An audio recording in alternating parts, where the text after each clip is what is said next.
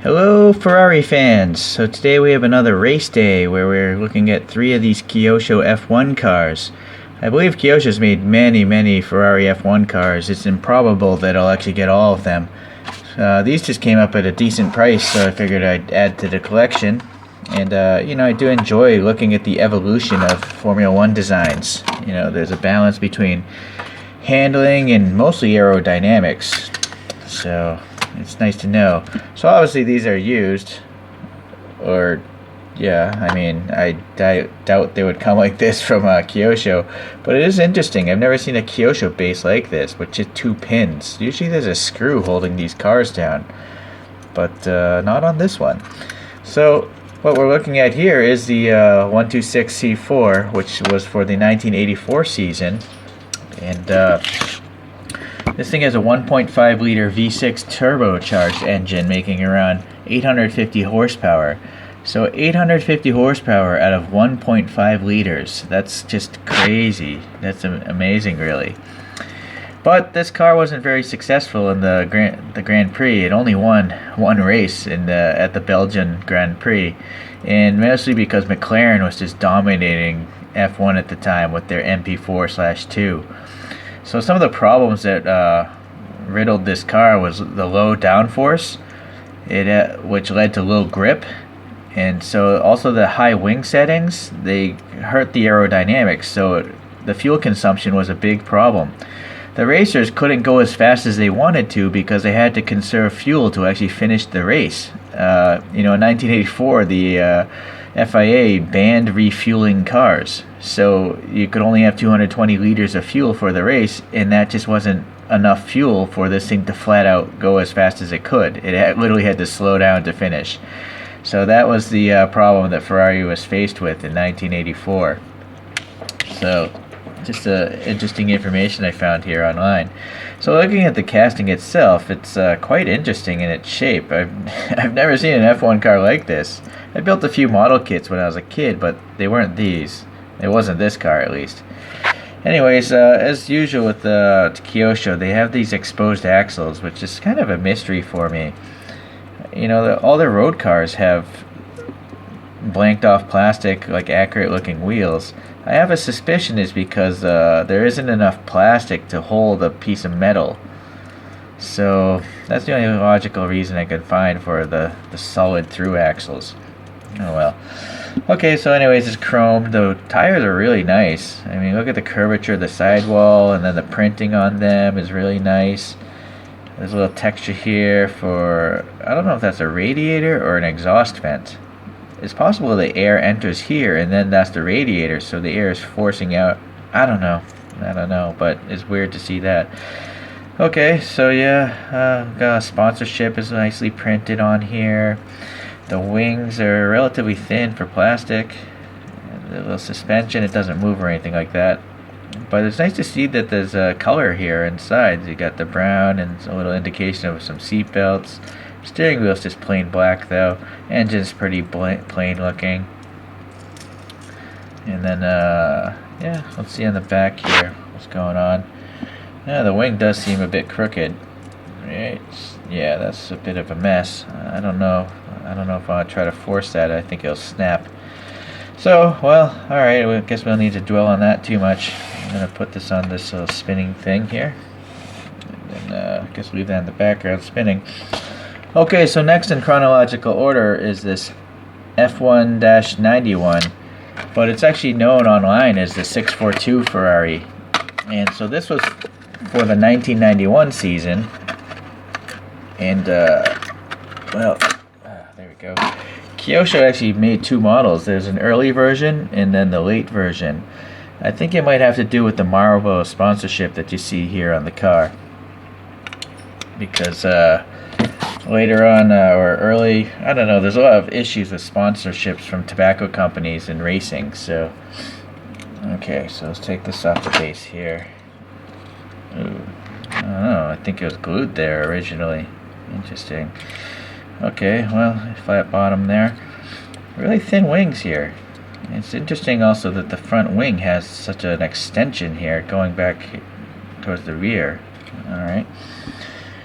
So yeah, the evolution here, this is more like a modern F1 car, it seems, where it's much wider up here. Yeah, let's see. So now on this car, I'm thinking the radiator is right in here. So the air enters, and then this is the exit for the radiator heat. Okay. So yeah, nice printing here by Kyosho, even including the evil of tobacco. I don't know if there's a part missing here. There's 3 holes here, but nothing. I don't know. I don't know. I didn't research this model. Okay, well, we got a black interior, some indication of belts again, but no color. Yeah, this wing. All right. Yeah, all right. I guess I don't have any major problems. At least, although you can't really see much of the wheels, the axle isn't so bad to look at because it is black. So, but really, I guess the tires are really one of the highlights of these cars. They look nice, and then the sponsorship logos are printed on. They're not decals, so this should be pretty durable long term.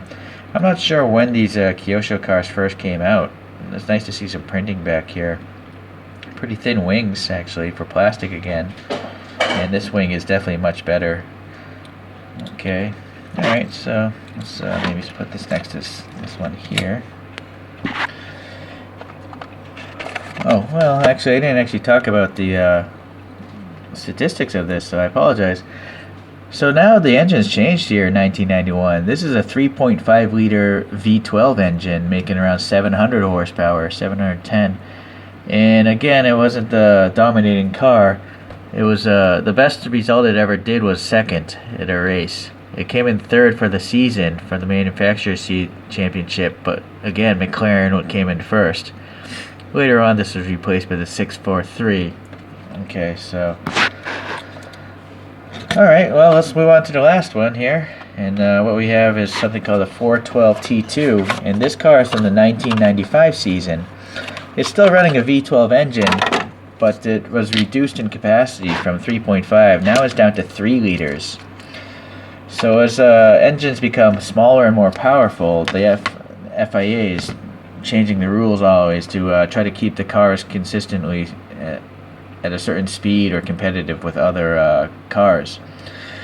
So what happened in this year, you can clearly see it's different looking. The wings changed to reduce downforce again due to new regulations from the Racing Federation. The car also dropped the raised nose design. I guess somewhere in between these two cars there was a raised nose design, but now they went back again to this flat bottom nose. Okay. Let's see, and also the T in the nomenclature stands for transverse because I guess the gearbox is transverse. It's actually not in line with the car. It's actually more in line with the axles. Okay, and that led to better weight distribution. But even so, Ferrari was just not very good in the 90s or the 80s, I guess, because they came in third for the championship, and first and second place went to Renault powered vehicles. So one interesting note about this car was the last Formula 1 car that was powered by a V12 engine. All the later years came with V10 engines. So this was replaced by something called the F310 in 96. So okay, well, you notice here the tire is a bit messed up. I don't know why it's all covered in here, the sticky residue. I don't know if I can maybe clean that off with some alcohol or if it's actually the tires degrading. Same on the back. Yeah. Ooh, eesh. Well, anyways, so interesting. We got these boy, I forget what they're called. Someone told me online. I'll have to look it up again. I don't know what those are called, but they're pretty common in modern F1 cars now, whereas the two older ones didn't have these vertical wings here. Okay, so the front wing there, I don't know, some paint bubbling actually on this one. The other one's not so bad. And then detail again, you'll notice the steering wheel is not round. It's more like a U shape actually. There's no top. It's interesting. The previous cars were just round steering wheels. Okay, a little bit of a number on the back. Some stuff there. It's really definitely different. Very different from the other cars. So fact, let me pull out the tray of comparison, and we'll see here, get a better look at the evolution across these three cars. Alright, so,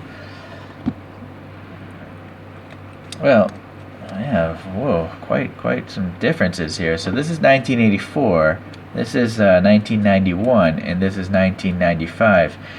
But look what happened between the 80s and the 90s. Like, this wheelbase is so wide and so short. I mean, look how much longer the cars became in the 90s.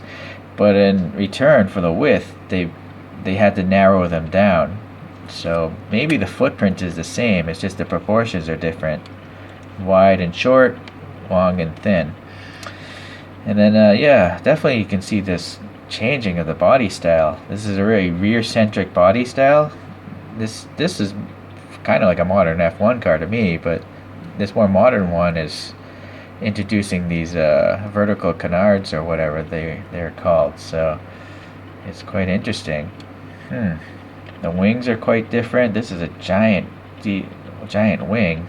This is narrow, and definitely less surface area. And again, I think it's to reduce the speeds. If you don't have as much downforce, you can't go as fast through the turns. So they're trying to slow the cars down because the engines are becoming more powerful. So, okay, so get the front here. They're all pretty much the nose down version, where they're tapering down here with a flat bottom. It's not until later on, the 2000s, where they go back to the nose up version. Okay, so yeah, I find this interesting, you know, just seeing the evolution. I guess if the price is right, I'll get some more of these F1 cars, and then someday I'll do a giant video just showing as many of these as I can and the evolution of the shaping of these F1 cars. So, well, I guess that's it for today, guys. Hopefully if you guys are F1 fans, you know, you enjoyed looking at these things. I find the technical aspects quite interesting. And you can just sit and evaluate whether or not you want to add these to your own collection. Pause it if you need to. Okay, we'll see you guys around in the next one.